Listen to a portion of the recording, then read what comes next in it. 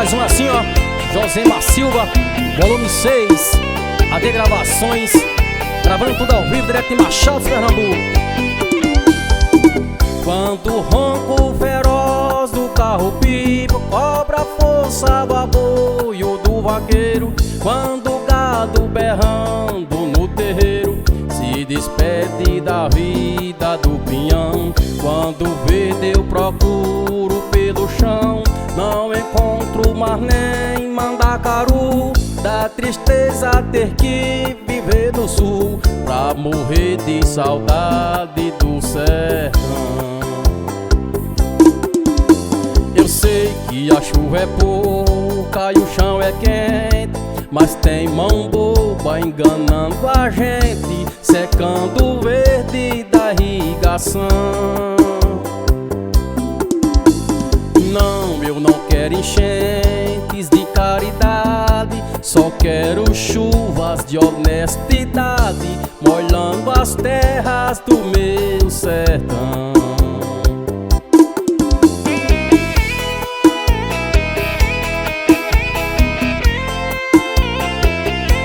Chegando mais um assim, ó. Vamos embora, meu filho.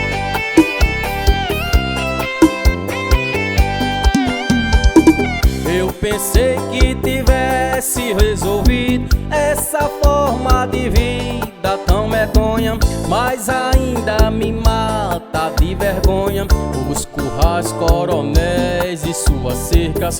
Eu pensei nunca mais sofrer da seca no Nordeste no século XXI, onde até o voo troncho do ano fez progresso e teve evolução.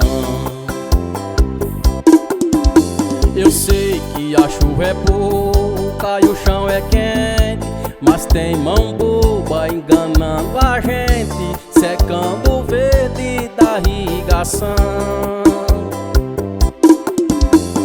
Não, eu não quero enchentes de caridade, só quero chuvas de honestidade, molhando as terras do meu sertão.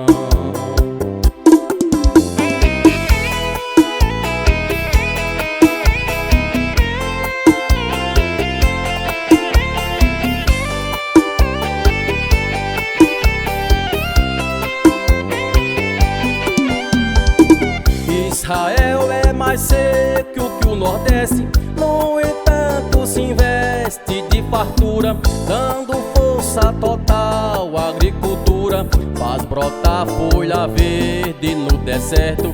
Dá pra ver que o desmanda aqui é certo, sobra voto, mas falta competência pra tirar das cacimbas da ciência água doce que rega a plantação. Eu sei que a chuva é pouca e o chão é quente, mas tem mão boba enganando a gente, secando o verde da irrigação.